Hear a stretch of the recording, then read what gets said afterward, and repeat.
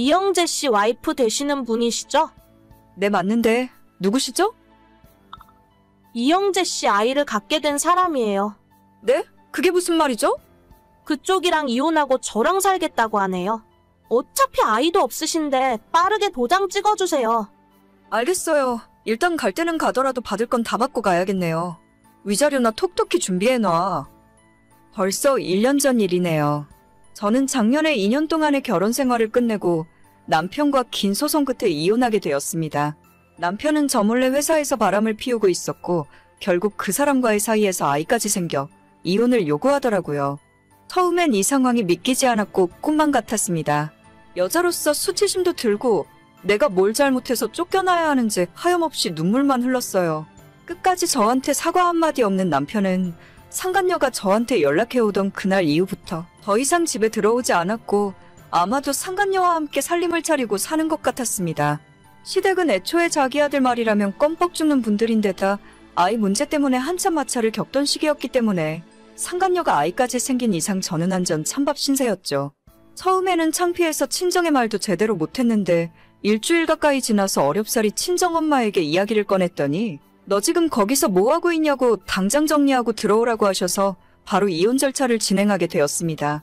대놓고 저를 기만하고 바람을 핀 것도 모자라 상간녀와 애까지 생긴 이 마당에 제가 곱게 도장 찍고 나가줄 이유는 전혀 없었고 남편과 겨우 2년 살았지만 재산분할과 양쪽 바람 피운 두 놈들에게 위자료까지 톡톡히 청구했어요.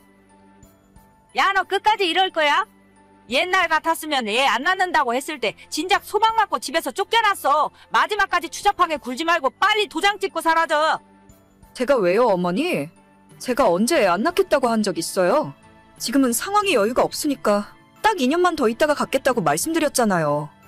그게 어디 네 마음대로 되는 일이니?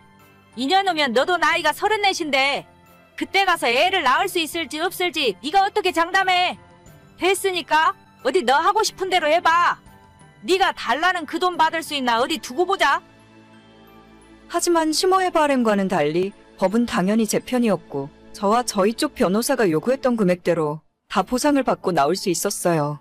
남편의 상간녀는 27살에 사회생활 시작한 지 얼마 안 된 상황이었기 때문에 제가 달라고 했던 위자료 3천만 원을 준비하기 힘들었을 거예요. 나중에 듣기로는 전부 시댁에서 내줬다고 하던데 그만큼 손주가 급하긴 급한 모양이었나 봅니다. 이혼한 마당이지만 전 남편 이야기를 하자면 아는 지인의 소개로 만났고 180이 훌쩍 넘는 훤칠한 키에 30대 중반이라곤 보이지 않을 정도로 깔끔한 동안의 얼굴이에요. 성격도 조용하고 술, 담배도 즐기지 않아서 남편으론 딱이다 생각해서 결혼까지 하게 됐었죠. 하지만 결혼하고 나니 남편의 성격이 완전 마마보이인데다가 시어머니의 괴팍한 성격은 정말이지 숨도 못 쉬게 저를 괴롭히고 압박을 하더라고요. 시모는 완전 생각 자체가 옛날 분이라서 며느리는 이 집안의 종이라고 생각하시는 분이고 시어머니 말씀은 하늘이고 저는 남편과 시댁에 납작 엎드려야 하는 사람이라고 하셨습니다. 그런 집안에서 유일한 아들로 온 식구들의 관심을 독차지하면서 자랐던 남편은 모든 주변 사람들이 자기한테 잘해주는 것을 당연하게 여기고 고마워할 줄도 모르는 사람이었죠. 결혼 생활 자체가 너무 힘들어서 포기하고 싶었지만 남편을 사랑하는 마음 하나로 2년이나 버티고 살았습니다. 참고로 그 와중에 6개월 정도는 시어머니가 교통사고를 당하셔서 허리랑 다리를 수술하시는 바람에 제가 그 병수발까지 다 들었어요. 물론 저는 전업주부도 아니었고 회사 다닐 거 다 다니면서 제 시간 쪼개서 시어머니 병원을 오가며 수발을 들었습니다. 제 결혼 생활 막판에는 왜 빨리 손자 낳아주지 않냐고 어찌나 난리를 피우던지 지금 애 낳기엔 집안 형편이 안 될 것 같아서 딱 2년만 미루겠다고 하던 사이에 남편이 밖에서 사고를 치는 바람에 일사천리로 이혼까지 가게 된 상황이었죠. 그리고 받을 거 다 받고 남편과 끝내 남남으로 갈라서게 되는 날 그 얄미운 상간녀에게 또다시 연락이 오더라고요. 어머, 죄송해요. 제가 뺏으려고 그런 건 아니었는데. 괜찮아요. 기왕 이렇게 된 거 그 집 며느리로 한번 잘 살아봐요. 저는 받을 돈 다 받고 나가니까 새 출발하면 그만이죠. 그래요. 큰돈 벌어서 좋으시겠어요. 저 같으면 쪽팔려서 돈 달라 소리도 못했을 것 같은데. 쪽팔릴 게 있나요? 돈은 받고 나가야지. 아무튼 그 집에서 며느리로 사는 게 생각만큼 쉽진 않을 거예요. 뭔가 조언이 필요하면 언제든지 물어봐요. 선배로서 이야기해줄 수 있는 건 해줄 테니까. 제 앞길은 제가 알아서 해요. 쫓겨나는 주제에 무슨 말이 그렇게 많아요. 그 못된 것이 끝까지 제 속을 긁으려고 하더라고요. 하지만 이미 이렇게 된 마당에 차라리 잘 됐다 싶었습니다. 처음에는 슬프고 힘들었지만 이젠 제 인생의 두 번째 기회라고 생각하고 당당하게 잘 지내는 모습을 보여주는 것이 복수하는 길이란 생각으로 더 잘 먹고 열심히 일하면서 잘 살고 있었죠. 물론 마음의 상처는 다 아물지 않아서 얼마 전까지도 전 남편 생각만 하면 화가 치밀어 오르고 심호만 생각하면 자다가도 치가 떨릴 지경이었습니다. 그 와중에 전 남편과 아이 낳고 행복하게 가정을 꾸리고 살고 있을 상간녀를 떠올리면 진짜 너무 분하고 억울해서 미치고 팔짝 뛸 지경이었죠.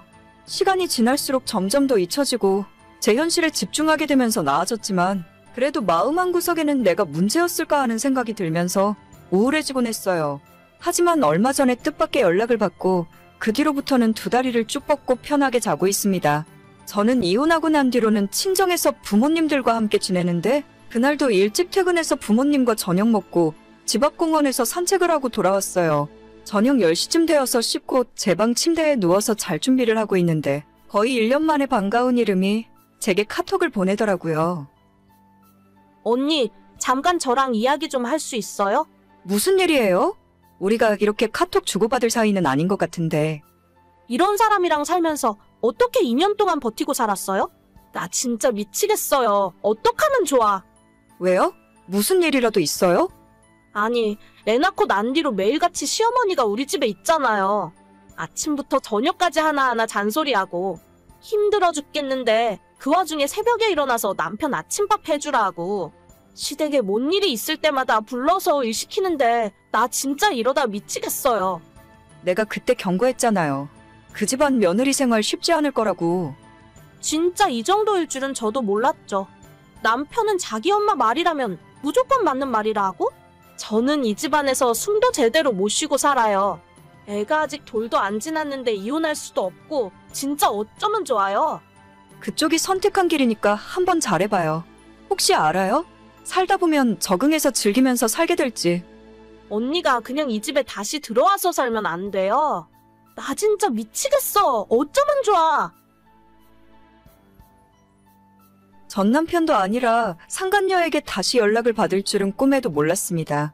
연락 끊고 난 뒤에 침대에 가만 누워서 생각을 해봤는데 기분이 나쁘다기보다는 너무 웃기고 통쾌한 기분이 계속 들더라고요. 지옥 불구덩이에 자기 발로 걸어 들어오는 줄도 모르고 끝까지 기고만장해서 저를 놀리던 그 모습과 1년 후에 지금의 모습이 비교되면서 더 즐거웠습니다. 저는 그 집안에서 더 더럽고 험한 꼴까지 다 보고 이혼했어요. 2년 동안 시집살이 당할 만큼 당하고 심호수발 남편 수발 다들면서도 제 몫의 일을 해야 했기 때문에 사회생활하며 돈까지 벌어와야 했었죠. 하지만 지금 그 상간녀는 결혼하고 난 뒤로는 애 낳고 집에서 살림하고 있다 하거든요. 그러면 아직 매운맛을 제대로 보기도 전이라 생각합니다. 저야 애라도 없었으니 빨리 탈출이라도 할 수 있었지. 걔는 갓난아이를 두고서 지가 어떻게 할 수 있겠어요? 가만히 생각해보니 이제는 상간녀에 대한 원망보다는 불쌍하고 측은한 마음이 더 들면서 자기가 뿌린 대로 거둔다는 말이 딱 생각나더라고요. 그쪽 시어머니 성격에 절대 가만 안 놔두고 아침부터 저녁까지 들들 볶을 텐데 애를 봐서라도 마냥 참고 살아야지 이제 와서 다른 방법이 있는 것도 아니잖아요. 남편은 제가 살아봐서 아는데 절대 시어머니 사이에서 아내 편을 들어줄 놈이 아닙니다. 오히려 자기 엄마 말이 맞다면서 더 염장을 지르는 타입이죠. 오죽했으면 이혼한 전 와이프한테 카톡까지 보냈을까 싶은 마음이지만 안타깝게도 제가 도와줄 수 있는 건 전혀 없는 것 같네요. 그때 상간녀가 아이를 갖지 않았다면 지금까지도 저는 남편이 바람피는 줄도 모르고 그 집에서 욕먹어가며 며느리 노릇하고 있지 않았을까요? 평생 비슷비슷한 놈들끼리 얼굴 붉히면서 지지고 볶고 행복하게 살았으면 좋겠어요. 저도 이제는 두 발 쭉 뻗고 사이다를 마신 기분으로 살아갈 수 있을 것 같습니다. 이젠 너무 고마운 마음뿐이고 선물처럼 얻게 된 두 번째 인생을 충실하게 살아야겠어요. 오늘의 사연은 여기까지입니다. 구독과 좋아요, 알림 설정은 정말 많은 힘이 됩니다. 다들 행복하시고 좋은 하루 되세요.